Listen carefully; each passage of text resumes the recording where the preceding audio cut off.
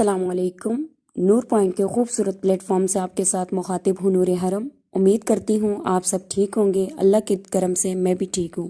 آج کی ویڈیو میں ہم بات کریں گے شوہر ہو تو ایسا۔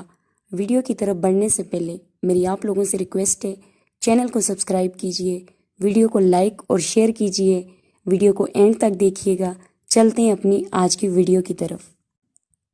ایک مرد اور عورت کی شادی ہوئی، ان کی زندگی ماشاءاللہ خوشیوں سے بری ہوئی تھی۔ شوہر ایک دن بیوی سے، تم نے آج نماز نہیں پڑھی؟ بیوی میں تھک گئی تھی اس لیے نہیں پڑھی، صبح پڑھ لوں گی۔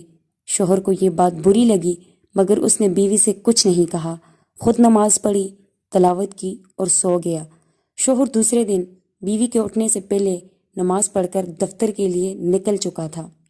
بیوی اٹھی، شوہر کو نہ پا کر بہت پریشان ہوئی، اس سے پہلے ایسا کبھی نہیں ہوا تھا۔ پریشانی کے عالم میں شوہر کو فون کیا لیکن انہوں نے کال اٹینڈ نہیں کی، بار بار کال کی مگر جواب نہ دیا۔ بیوی اپنی جگہ پریشان ہوتی رہی، اس کی پریشانی مزید بڑھتی رہی۔ کچھ گھنٹے بعد کال کی تو شوہر نے اٹینڈ کی۔ بیوی نے ایک سانس میں نہ جانے کتنے سوال کر دیے، کہاں تھے، کب سے کالیں کر رہی ہوں، بغیر بتائے نکل گئے، آپ جواب نہیں دے سکتے، پتہ ہے یہ وقت مجھ پر کتنا مشکل گزرا، آپ کو ذرا میرا احساس نہیں، کتنی تکلیف دہ ٹائم میں ہوں۔ سوال پہ سوال کرنے لگی بیوی، آپ کو ذرا میرا احساس نہیں، کم سے کم بتا تو سکتے تھے۔ شوہر کی آواز اس کے کانوں میں پڑی کہ تھکا ہوا تھا اس لیے لیٹ گیا تو نیند آ گئی۔ بیوی 2 منٹ کی کال کر کے بتا دیتے تو کتنی تھکاوٹ بڑھ جاتی۔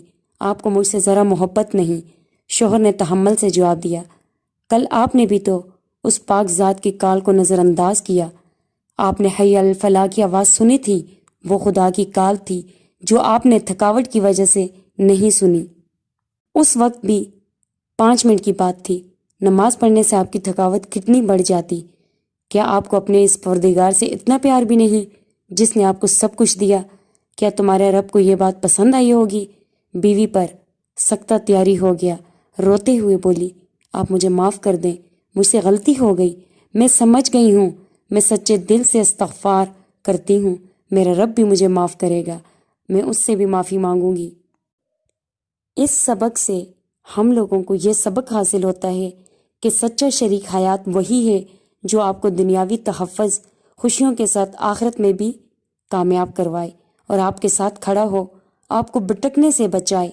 اللہ رب العزت ہم سب کو نماز پڑھنے کی توفیق عطا فرمائے، آمین ثم آمین یا رب العالمین۔ اس کہانی نے میری زندگی بدل دی۔ میں ساری رات سوچتی رہی میرے رب کو کتنا برا لگتا ہوگا کہ میرا تخلیق کیا ہوا بندہ میرے بلاوے کو نظر انداز کر رہا ہے۔ اللہ رب العزت میری اور آپ کی غلطیوں کو معاف فرمائے اور اس پیغام شیئر کرنے والے پر اپنی رحمتیں نازل فرمائے، آمین ثم آمین۔ یہ تھی میری آج کی مختصر ویڈیو، یقیناً آپ کو پسند آئی ہوگی۔ نیکسٹ ویڈیو میں ملاقات کرتے ہیں، اللہ حافظ۔